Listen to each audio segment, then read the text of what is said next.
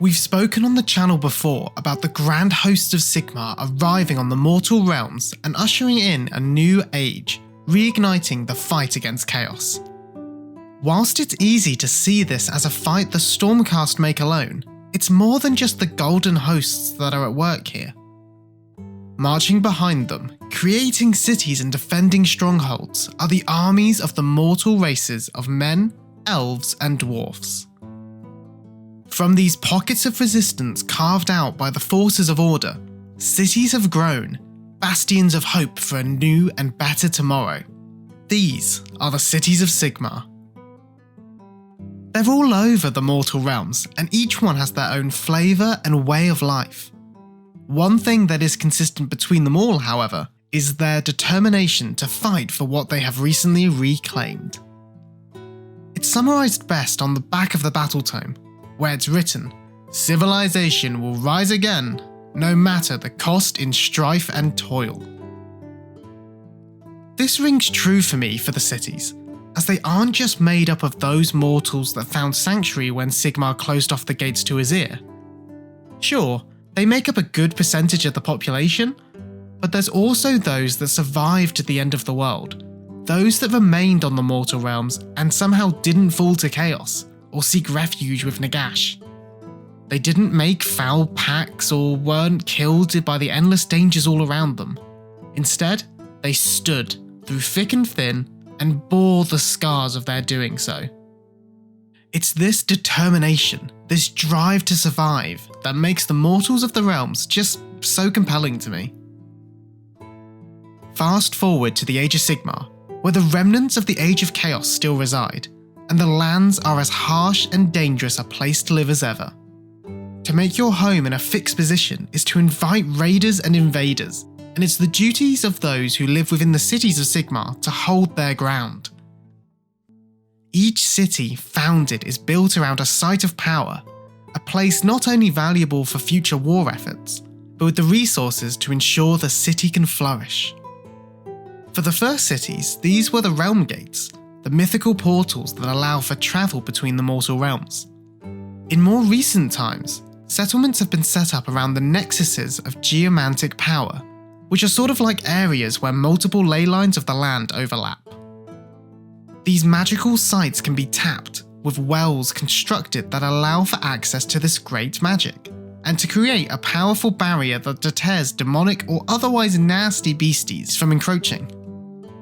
As you can imagine, claiming these sites isn't an easy task, and it can often take multiple campaigns to secure the site, and to hold off any other interested parties long enough to build stable defences. These campaigns, these marching armies, are what's called the Dawnbringer Crusades. I find these crusades a really interesting concept. Armies that are made up of volunteer fighters, a true mixture of humans, elves, dwarfs and any other allies of order who are able to lend their support. Together, they march out of the relative safety of their city's walls and stride into the wilderness. There, they face the natural predators, the forces of chaos and potentially roaming bands of undead or greenskins. It's not uncommon for Dawnbringer Crusades to be defeated before they even reach their intended destination, not even having a chance to settle on this would-be home. On the tabletop, the idea of fielding an army of not immortal super soldiers or vampires riding dragons or even 8-foot-tall orcs, but instead just a bunch of farmers given spears and hammers just really appeals to me.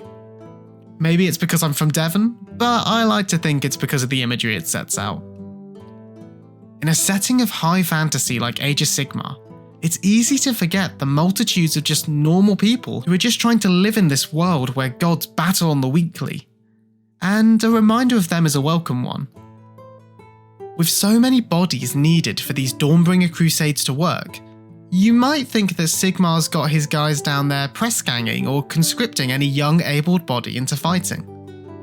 The truth is, each member of the crusade is a volunteer. Throughout the mortal realms, there are various cult Ambrosian, or religious groups set up in Sigmar's name. It is to these that many swear their blades to, offering up their service for the next Dawnbringer Crusade. In return, they are given a coin malleus. A simple trinket, the coin holds very little monetary worth, but this coin is marked with the shape of Galmaraz and acts as a marker that its owner will fight in the next crusade, venturing out to reclaim more land from the clutches of evil. It is said by some that these coins, if brandished with enough conviction, are capable of turning away the blade of a night haunt or a demon, though there are few who have attempted to test this theory, of course. Despite that, each coin holds a spiritual significance to its owner, and the coins of the fallen are collected by their comrades and returned to their kin where possible.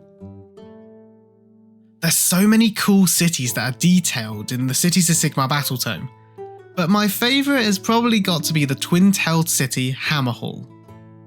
Now the face of the army, with the box art for the new models being painted in their scheme, Hammerhall is arguably the best example of a city being built around a realm gate, as it's technically built around two. The city is made of two halves, Hammerhall Aksha and Hammerhall Gyra.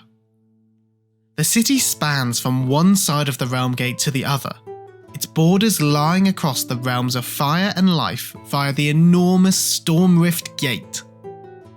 Both cities are large, secure fortresses for life, and act as almost a capital city for the realms.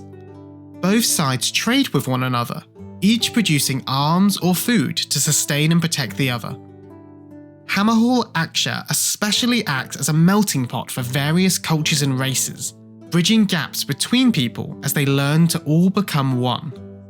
Founded during the Realmgate Wars, the city has stood against the tests of time, and echoes of its violent birth are still heard within the blood of its people. Hammerhall Aksha is no stranger to war, and its people live to defend it. Many join the military, training to fight for both the defence of the city and its steady expansion. The fires of the land they live in stoke the flames of defiance that each resident carries with them, defiance against the pull of chaos, and of allowing their city to fall.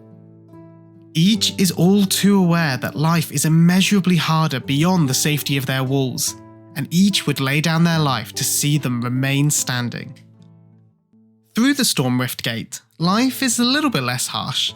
Despite that, those who reside within the walls of Hammerhall Gyra still toil and labour in order to meet quotas in the fields and orchards.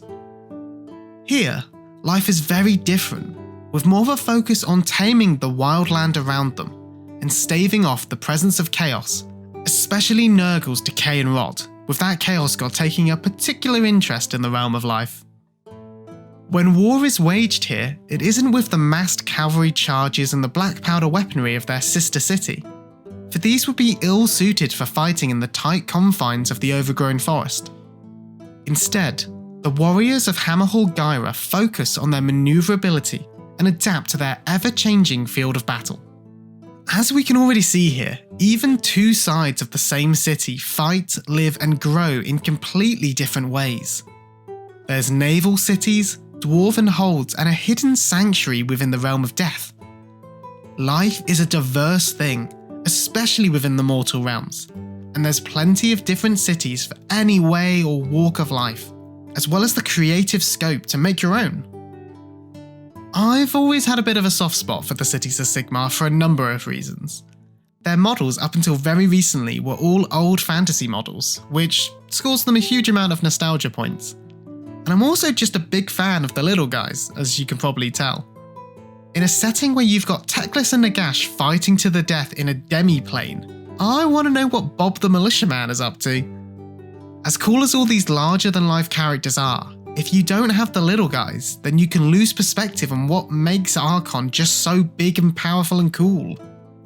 I think that's why I tend to have a lot of goblins, why I have a guard army in 40k, and my main army for Middle-earth tends to be hobbits. Any army that lets my games tell a narrative of the world is instantly a win for me, and that's why the Cities of Sigmar I think will always hold true. Plus, they have a giant cannon now, a sniper riding an ogre, and a warrior priest riding a giant manticore, so I think I'm on board. We'll be covering the Cities of Sigmar with more detail in a future video on the channel. but for now we're going to be leaving them here, marching on with their Dawnbringer Crusades. If you've got an idea of what we should cover next, drop me a comment below, and don't forget to like the video and subscribe if you want to see more stuff like this. As always, thanks for watching, and I'll see you next time.